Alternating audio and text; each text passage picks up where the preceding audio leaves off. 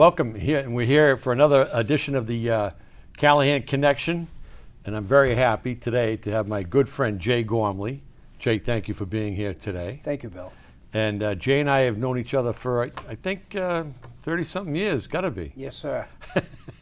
I've been doing this for 38 years, real estate business, and I think you're not far behind me. I'm right in the same. I started in '86. You know, and as you say that, I started in '86. Before we get started, we're going to talk about construction, new constructions but in particular. But give the audience a little bit about your background and how did you get to what you do now, what you enjoy doing. Yes, sir. Well, I did start in real estate itself, real estate sales in 1986. Started with the Jack Conway Company. And then after a couple of years, I went up to an Eastern office and was a managing partner for a company called Briarwood Real Estate. Yeah, you opened that up. Opened it up, had about 40 folks working with me, and Yeah. it was a wonderful experience. But I always wanted to build and develop land. Yeah. And coincidentally, I had no clue how to do it. But if you look in my yearbook, it says construction. Really? But I had no background. So yeah. by getting into real estate, I started to ask questions. I had a lot of folks help me out. Yeah. And The gentleman at Briarwood helped you out. quite a bit. You worked with him Yep. and learned. I think you kind of learned just by paying attention. Yes, sir, quite a bit. So, and then I read a lot, and then I just kept asking questions, and then shortly thereafter, I bought a house with a couple of buildable lots in Brockton, and from there, I just kept keeping my eyes open and looking to expand. So you found some opportunity, and then you took advantage of it. The first one where you lived there and developed those lots. Yes, sir. Later on, you came down to Bridgewater. That's correct. So I was living in Brockton, and I spent my formative years in Brockton, but I came down to Bridgewater because myself and another friend had found a piece of land in Bridgewater, which turned out to be a 9-lot subdivision. Yeah. So that was my first experience to something a little more. We're going to talk about that. Yes, sir. As we get along here, but Yeah. That's Ashford Lane. That's called Ashford Yeah, Lane. we're going to talk about that. But so you came down here, and I know you did a lot of work with the company Schaubs and Cincotta. That's correct. Bringing up Ashford Lane again, when I bought it, we needed a road put in. Yeah. So I asked around, and everyone said Tony Schaubs. Yeah. He's the gentleman that you want to talk to about putting a road in. Yeah. And that's how I met Tony and Paul Cincotta. This is mid-'90s, late '90s? This is early 90s. Yeah, Yep. yeah. And then, quite honestly, he's been one of the biggest influences in my life, Tony Schaubs. yeah. A Good. wonderful man. Good. Very low-key, but an extremely hard-working gentleman. I've learned an awful lot from him. Remember when he lived in East Bridgewater, the property he had in East Bridgewater? Yes, sir. And then he moved to Bridgewater. Yes, sir. Very hard-working guy. His Yes, whole sir. life, and his brother, and the family, Yes, very sir. hard-working. Yes, sir. Yeah. Yeah, so that goes back to when there was a lot of development back at that time in the town of Bridgewater. I was very fortunate. After meeting them, they asked me to work for them. So I was their in-house salesperson Yeah. and coordinator. And, I don't have the exact number, but we literally did hundreds of houses. Yeah. Right. And my job was to do the marketing and coordinate the sales of the existing homes and maybe help with financing and coordinate rentals. But you were very involved face-to-face with the customers and the developers, so you were on both sides of it. Yes, I worked right inside their office, and my responsibility was to be the person in the middle, helping out and listening to the clients and making sure that the message got across to the builders and vice versa. Good, good. Yeah. So let's move on a little bit. We said land permitting and construction. Let's talk a little bit about land, what you do, what you look for, and what's good and what's not so good. Tell us a little bit about that. Well, it's a fascinating business, Bill. And having said that, whenever you're going to try to develop a piece of land or build a house, of course you have to find the land. And the key is to find good quality land. It's hard these days. Very hard these days. And as the years go on, it's been a little bit harder. Yeah. But there's so much to it to evaluate, whether you can even build there or not. And that comes down to a few things. It comes down to the zoning of the land. Does it meet the requirements of the town or city that you're working in? Size requirements. Size requirements. Lot size? Yep. So usually they have to have, like for instance here in Bridgewater, there are 4 different zones. Correct. But most of the time you have what's called 150 feet of frontage Right. and 1 acre of land or 40,000 square feet to build a house. Right. Having said that, then you gotta, if you're trying to buy it to build, you have to determine the buildability. Does it have wetlands on the property? Does it have what's called natural heritage, which is the protection of terminals and plants and things like that? Yeah. Does it require a septic system, or does it have town sewerage? Most of Bridgewater is septic systems. Does it have town water, or do you need a well? Right. So those are some of the upfront things you need to discover in order And to for consider. instance, the wetlands, how that affects the buildability is if it encroaches, you have to be so far away from the wetlands. That is correct. So wetlands are a key thing as far as making a decision on whether you even want to buy the land or not. Yeah. A certain percentage has to be available for buildability. Right. And more importantly, depending upon where the wetland stops and starts, you have to offset your house, they call them setbacks, or a certain distance away from the wetlands and or the road and the sides of the lots in order to be able to build a house. Correct. Yep. Right. And that's where it can get tight, because you just can't build any house if it starts to shrink. That is correct. And the land itself, other than the wetlands, natural heritage, the zoning, the setbacks, if the lot has a depression, you can't always build the same house on a given lot. So a depression might be a garage under kind of house. Right. But if you're looking for a house with an attached garage, that lot might not work. So we'd have to find another one. Right. Yeah. Yeah. So you have to have an idea, and with your experience, you can walk some land and get some sense of what it's going to take. And I'll give you an example. If it's a depression, now you have to bring in fill. The value of that land is different from some other land. So speak to that. You're absolutely correct. So, when you're buying a large piece of land, let's talk about a large piece of land might have 5 lots or 10 lots. During the process of the subdivision, it is being completely surveyed. So now you know a lot of the information by hiring a surveyor. You'll know the lot lines, you'll know the size, you'll know wetlands, and you'll know the topography. And all those things start to come together to make a decision on what kind of a house you can build on that lot. I was always kind of curious, and you've probably sat in these meetings. They'll give you what's called a preliminary plan. Mm-hmm. And do you and the developers you worked for, do you start saying, well, we don't want the road to go there, we want to move it over here? And do you play like a little jigsaw puzzle with the lots kind of a thing? Absolutely. First of all, the surveyor engineer is hired to maximize the land. So a lot of things come. Maximize the lots on the land. Yes, the lot. Yeah, land in general, lots on the land. Yeah. So depending upon where your road goes, can dictate or help out or not help out the amount of lots you're going to get. Right. Circumventing wetlands is important, and then other things like utilities, drainage, things of that nature. But a good surveyor knows how to usually maximize. Then they do consult with the developer for their input and to make sure that everything is on the same page, and then they'll go ahead and formalize that plan, and then maybe bring it to the town or city that they're working in order to go through a formal approval with the planning board. Right. And when you got started, back then, you didn't always have to keep the water in the subdivision. I mean, subdivisions were built, and towns later learned, hey, we can't let this water be coming off that land. So now you have to include a wetland area or retention area. They have retention or detention. That's correct, Bill. So you have to control the water on your property. You can't let it migrate somewhere else. So there are 2 things called a detention basin, which actually holds the water but allows it to percolate into the soil. Okay? Right. Excuse me, detain it, meaning holding it. Yes. And let it percolate into the soil. Then a retention retains the water. And then usually you have to find a way still for that to overflow just in case. So wetland sometimes is important on a piece of land for you to develop it properly. Yeah, you see it. It's very common now. You drive in a neighborhood and you see these retention areas. That's correct. And they have like a little dam, like a piece of concrete. That is correct. Yeah, Yep. yeah. And now you have to maintain them and Yes. certain. Yeah. Yes. Part of the approval process is that they have rules and regulations, or conditions they call it, so that detention or retention basins have to be maintained usually by the subdivision proper. Or it might be on an individual lot, and that homeowner that buys that lot agrees to take care of it, which is keeping it mowed, keeping debris out of it, things like that. Make sure it doesn't stop up to not let the water. You want the water to be able to. Yes, sir. So we found some land. You know what? Let's go to Ashford Lane. You found Ashford Lane, and you bought the land.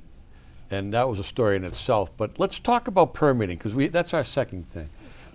You had so many lots. You had 5 lots, I believe? Well, that particular piece of land started out as just one lot. Right. So it had minimal frontage on a street called Comfort Street, but it had 5 acres of land. Having said that, that would only meet the criteria with the town of Bridgewater for 1 buildable lot. But we hired a surveyor to come in and look at the land and the contours of the land, and we decided that we could then build 7 houses on that 5-acre lot. Now, having said that, Because that was in a different zone. It was like half-acre zoning or something. that's correct. Right. Yep, definitely. It's called residential D, which you can build 18,500 square feet of land. Correct, yes. Good. So we got 7, and then the surveyor says, well, the gentleman that lives next door has a little vacant land. If you bought a little of that, you can take it from 7 to 9. So we met the gentleman next door, and we got along great, and we shook hands. We traded land for a little bit of cash, and we were able to get 2 more lots at that point. Wow. Yep, so we got 9 and altogether. it was his backland. It wasn't probably on the street. It had nothing to do with the function of his house. Yeah. It was just backland, not used, Yeah. and he was very happy. Plus, he was a great guy. He just wanted to do the right thing. Yeah. Cool. Good. Now, so permitting includes, in some cases, you have the planning boards first, correct? Well, I'm going to share something with you that we ran into once. So you've got the piece of land, and you're about to spend a lot of money doing all these plans, which can cost tens of thousands of dollars. For sure. Yeah. The first thing you're supposed to do or should do is do a title on the property. Yeah. So for short money, you're going to confirm that it has legal title. Who owns it? Who owns it, but also that there's no problems with the title. Yes. I've actually seen people spend a tremendous amount of money, when I'm talking tens of thousands of dollars, without checking the title.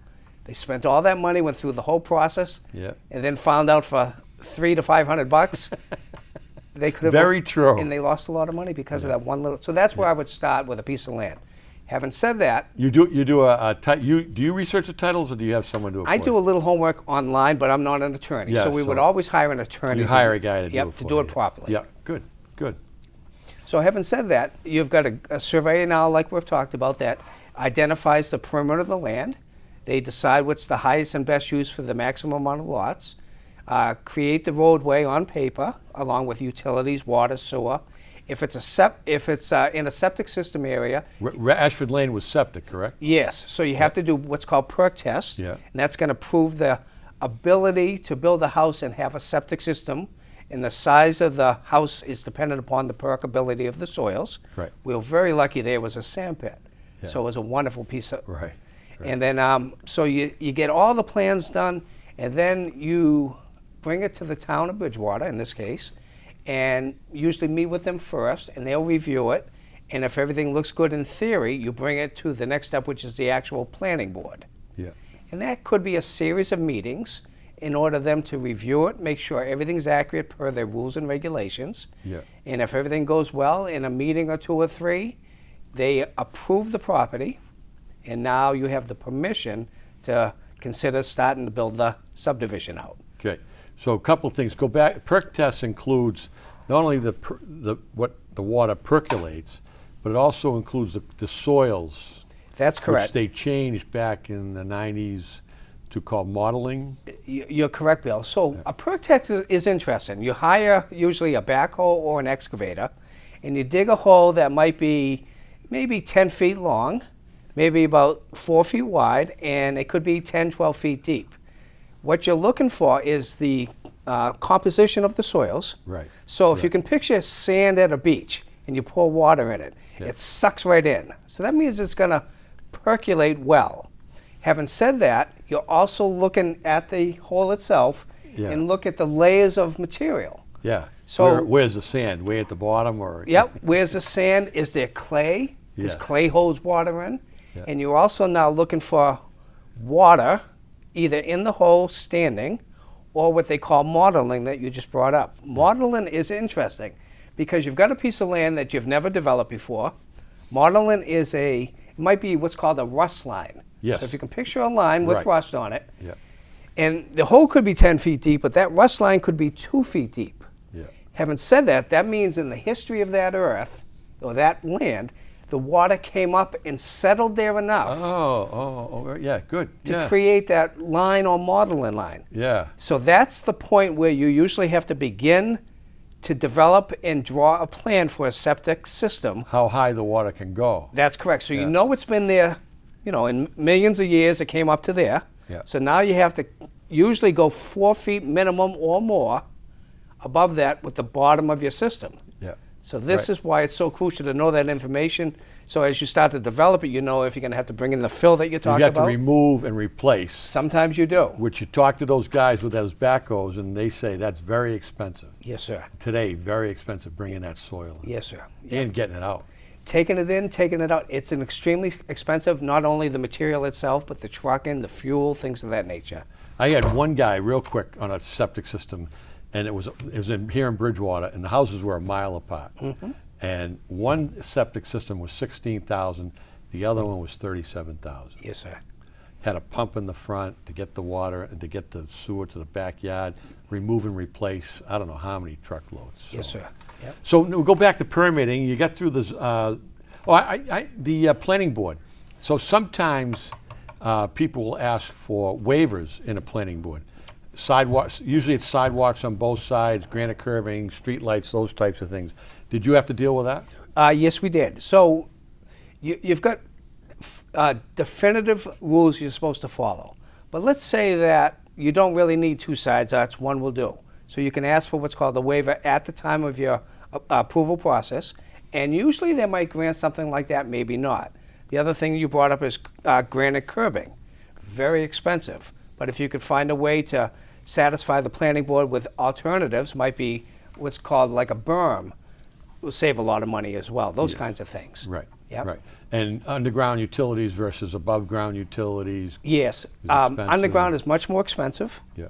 Having said that, it looks a lot better. It makes the property a little more saleable. Yeah. It gives a little better value to the lots. Yes, sir. Especially if you're doing a higher end house. Absolutely. So let's get into some construction.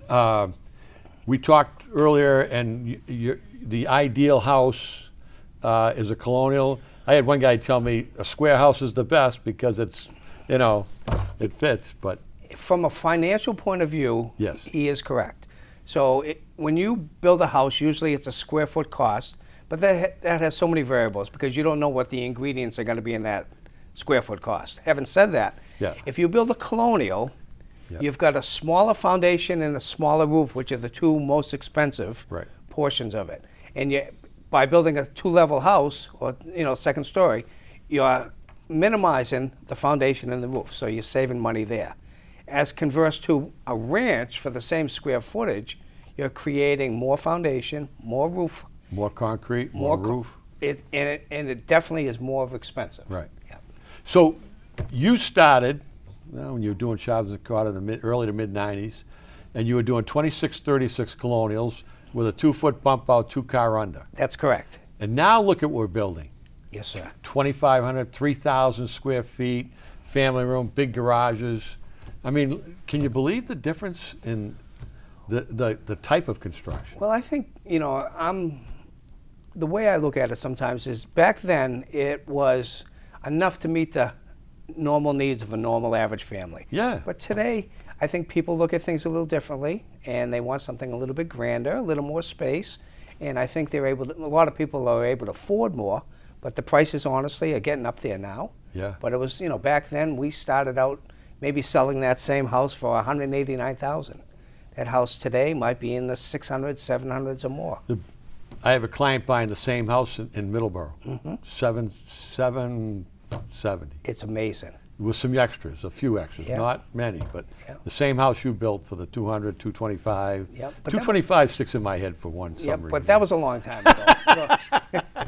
that was a long time ago. Yes, sir. But I remember when I built my house, I knew what I needed, and I have 4 children, and I needed 4 bedrooms, and so I wanted to get it in the box. So I went 40 by 30 to try to fit everything, and scratched out walls and blah blah blah. But I got it to fit, and that's 2,400 square feet, which is a big house. Yes, sir. Yeah. But it fit, the 4 bedrooms, 2.5 baths. So, yeah. So today, you're building more not spec homes. You're building more custom homes. Yes, Today. Tony. Since then, Tony Shavs and I have formed a partnership, and we are building more spec homes. However, we have purchased some significant size pieces of land and subdivided them. Actually, we have to thank you because you helped Yeah. us buy 2 different pieces. Right. One in Raynham and one down in Lakeville. Yeah, I was amazed at what you guys did in Raynham. How nice that came out, and how you developed it, because it didn't look like much when we were down there on that street. Remember, there was people on one side but nobody on the other. Yes, sir. Well, I'm going to give all the credit to Tony Shavs Yeah. because of his knowledge and how his experience with excavation, and more importantly, how he wants things to look. Yeah. He's always That's done. a good point. He's always done. You know, A guy like that has vision. he's got vision, but more importantly, he's willing to do the extra things to make it look great. Yeah. Create the symmetry, create the balance, and spend the money. And sometimes some builders are a little tight on money, and they might not go the extra mile. So it all depends upon who the builder is that you're working with. You know what I think about you and Tony is that you do a house that you could live there. Yes, sir. Either one of you could live there and be proud of it. Yes, sir. Yeah, and that's what I see in your project. Yes, sir. Yeah.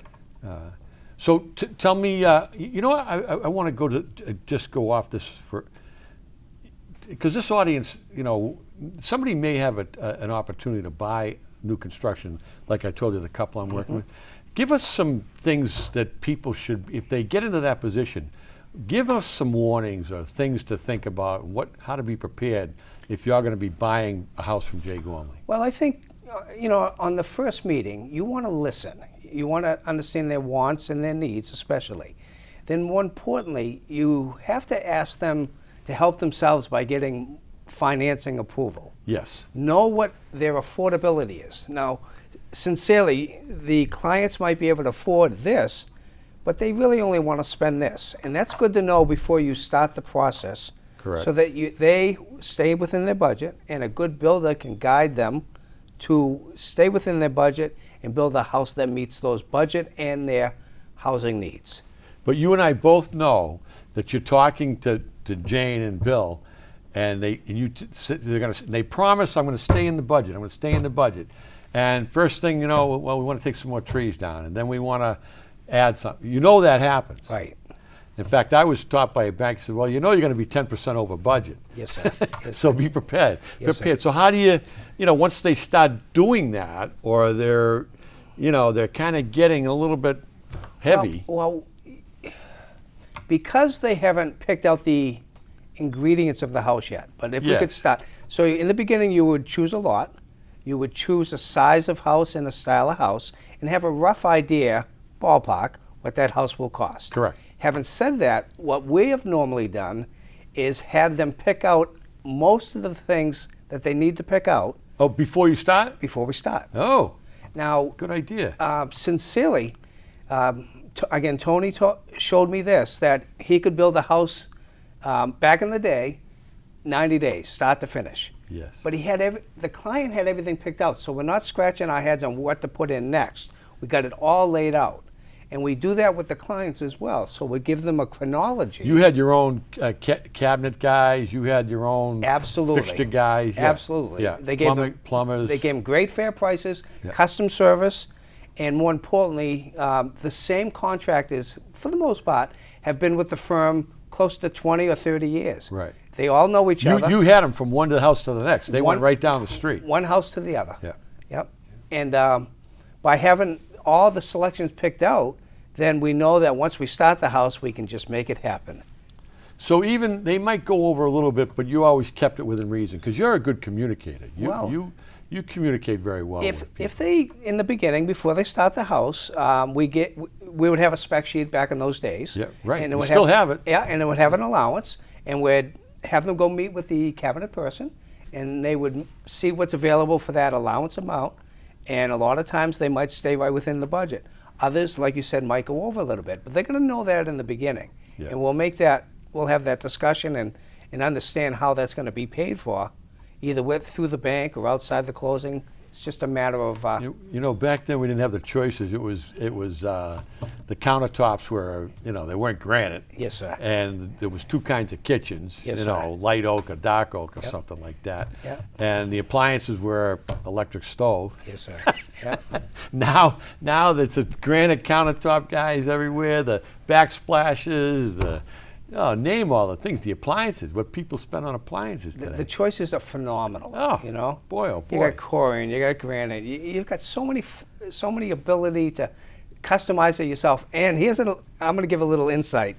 So with the advent of online information, people can search anything out there. And sometimes, unfortunately, their eyes might be a little bit bigger than their budget. Yeah. But you try to discuss it Yeah. and help them out. Champagne taste, beer budget type Yes, of sir. thing. Yes, sir.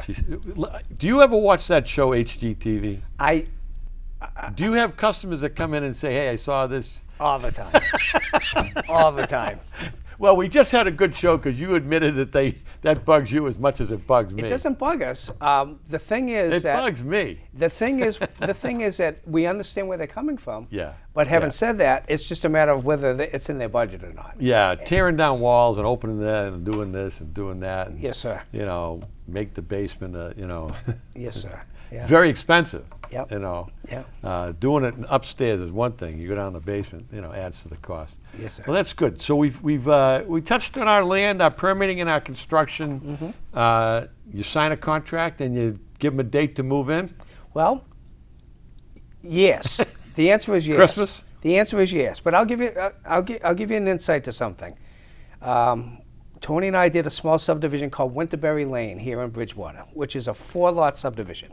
And you were talking about waivers. Because it's only 4 lots, we were able to ask for quite a few waivers that were part of the approval process. But having said that, we finalized houses, got their financing approved, and along the way, the conversation came up.